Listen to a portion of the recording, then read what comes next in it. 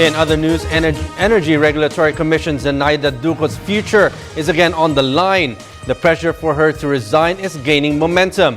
Speaker Feliciano Belmonte issued the advice for Ducut to quit her post as Ducut is under fire for her failure to stop Meralco's rate hike in December, which is being contested before the Supreme Court.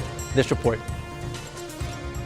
If I were in the shoes of Ducut, I would have resigned. I'll tell you that. But I don't know if you can actually just force him to do that. It's a tough call for ERC Chairperson Zenaida Ducut to decide the Speaker's challenge for her to quit her post. Speaker Feliciano Belmonte was not the first among her former peers to call for her resignation. Ducut has been under fire for her failure to stop the recent power rates imposed by Meralco, which is now under review by the Supreme Court.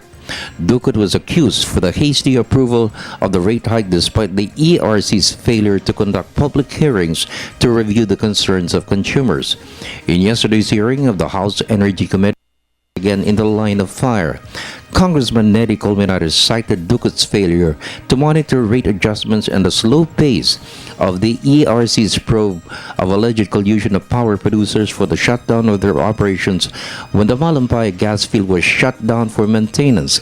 This led to very high power rates imposed by Meralco. Speaker Belmonte expressed his grave concern on why it happened at the expense of consumers. I'm not happy with the fact that all of the producers decided to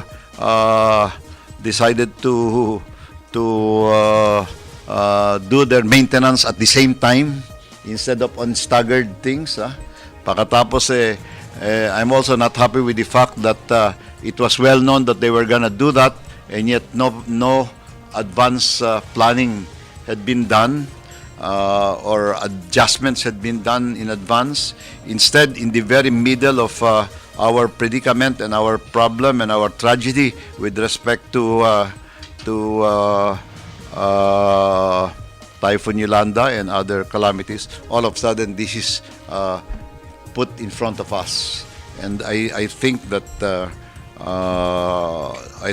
with a little foresight, if not totally, it could have been alleviated.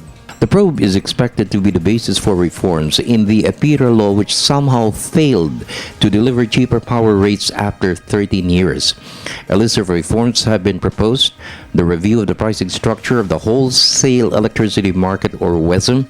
In fact, Energy Secretary Jericho Petilla is proposing that the ERC should be empowered to intervene by regulating prices in the electricity market with administered prices. Somehow, there is resistance from the power sector. Speaker Belmonte said one key reform is to review the cross-ownership provision, which could ease the burden of rising power rates. Limiting ownership of power companies with stakes in generation, distribution, and transmission.